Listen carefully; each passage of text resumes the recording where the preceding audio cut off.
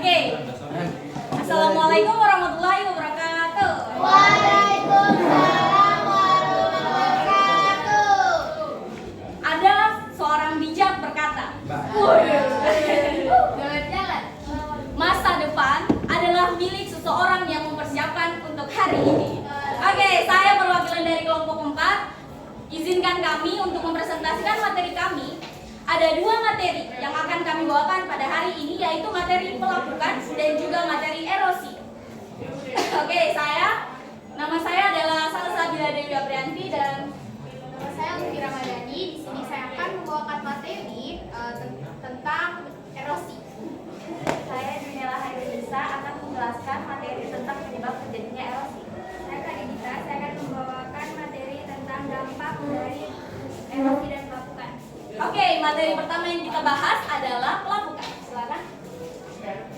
Saya akan menjelaskan materi tentang pelapukan. Sebelum itu, saya akan menjelaskan sedikit tentang apa itu tenaga eksogen. Apa? Tenaga eksogen adalah tenaga yang berasal dari luar yang sifatnya menghancurkan bentuk permukaan bumi. Nah, eksogen yang akan saya bahas adalah pelapukan, dan pengertian pelapukan adalah proses penghancuran atau pengerusakan massa batuan yang disebabkan oleh zat penghancur. Nah, ada 3 jenis pelapukan.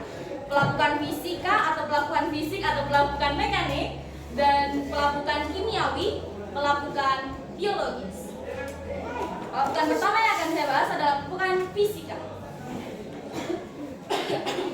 Pengertian pelapukan fisika adalah pelapukan yang yang membuat batuan menjadi serpihan-serpihan yang kecil atau besar tanpa merusak struktur atau tanpa merubah struktur zat di dalamnya.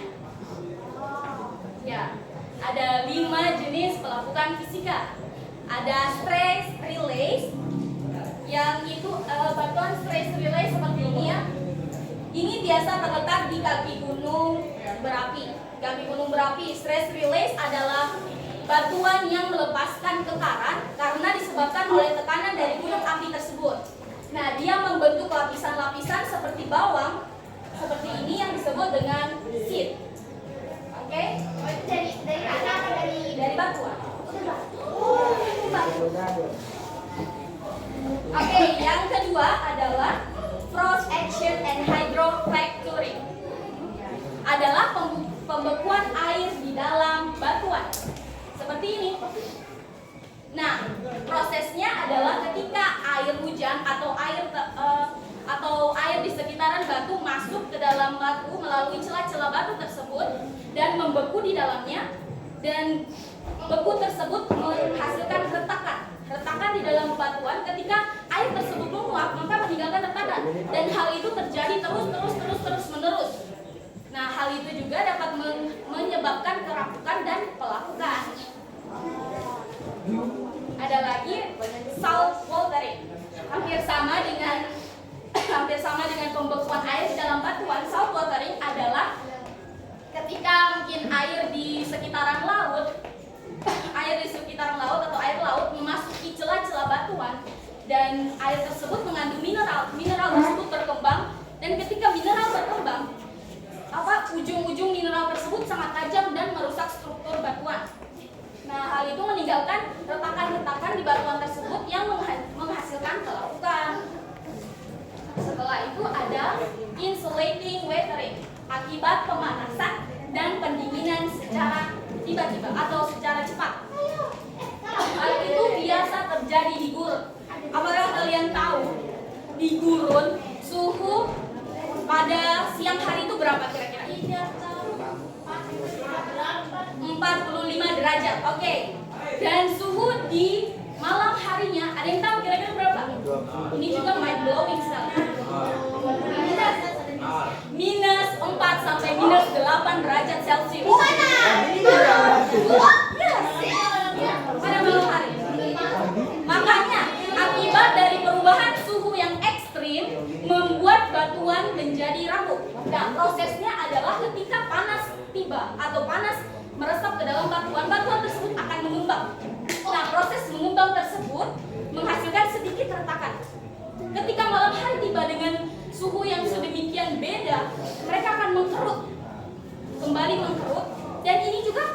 menyebabkan retakan.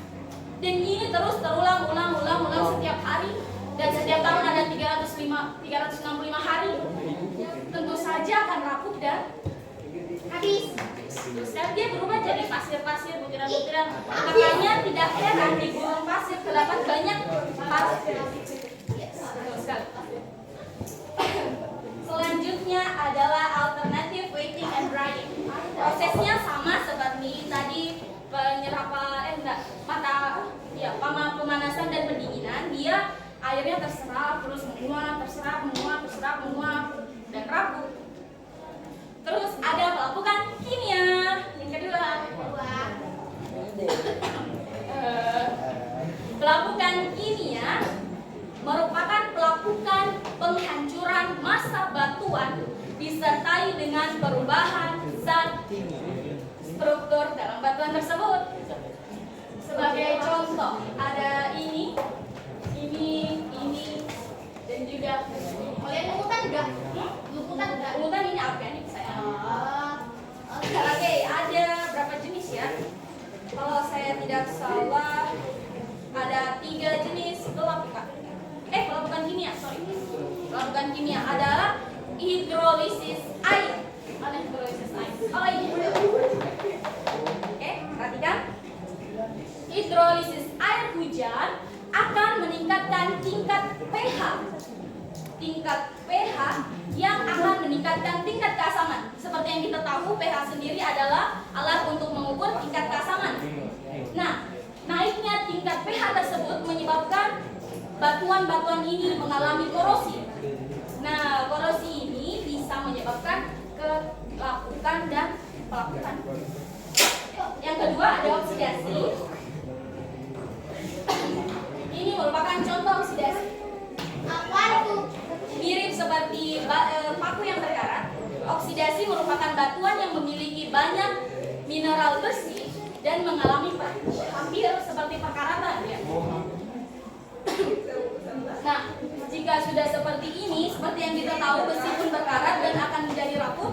Batuan pun tersebut, jika dia memiliki banyak mineral besi dan terus kena hujan, panas, angin, karbon, dan itu menyebabkan oksidasi. Bukan perkaratan ya, namanya oksidasi. Oh iya. Ada 3, ada proses pelarutan batuan kapur. Nah, ini mungkin kalian sering lihat. Ini mungkin kalian sering lihat di gua-gua. Saya untuk mempersingkat waktu, tidak usah soal cerita, langsung saja. Ini merupakan kapur. Nah, kapur itu sangat larut terhadap air. Iya. Jika hujan turun kepada permukaan batuan kapur, nah otomatis batuan kapur tersebut melarut dan akan turun sampai ke bawah. Semua yang terkena air itu akan larut sampai di mana dia menjadi batuan kembali ketika air tersebut Habis. semua. Iya. Iya. Jadi hal tersebut menyebabkan pelapukan karena dia cepat sekali larut terhadap air kapur tersebut. Oke, pelapukan yang ketiga adalah pelapukan organik. Pelapukan organik adalah pelapukan yang disebabkan oleh makhluk hidup. Ya udah, ini saya bacakan aja lah ya. Oke.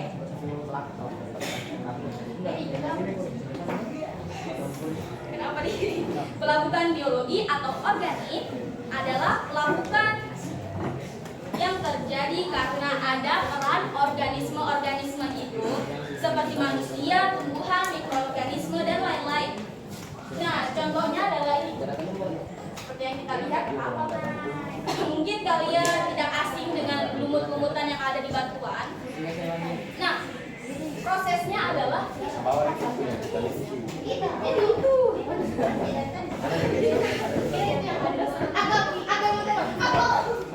kebalik.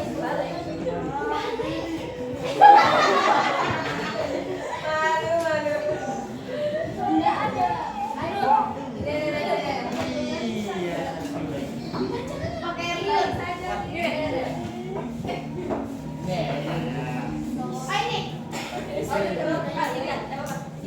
Oke, pelapukan pertama ini.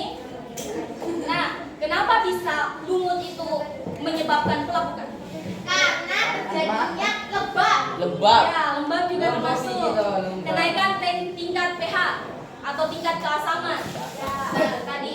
Dan juga akar-akar pada ini, apalagi namanya lumut ini dapat merusak struktur fisik dari batuan tersebut.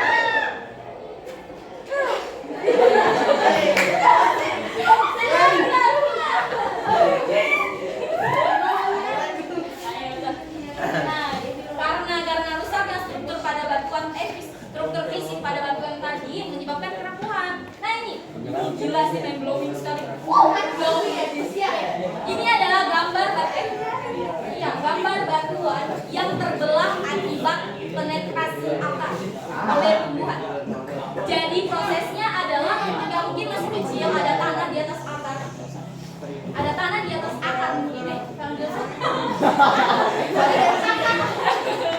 Tanah di atas batunya yang menyebabkan mungkin ada tumbuhan, ada benih di situ. Nah, si tumbuhan ini tidak menyerah dia. Walaupun dia menemukan batu, dia tidak menyerah, dia tetap akarnya masuk ke dalam, masuk. Sampai jadi seperti nilai ini terbelah oleh akar. Jadi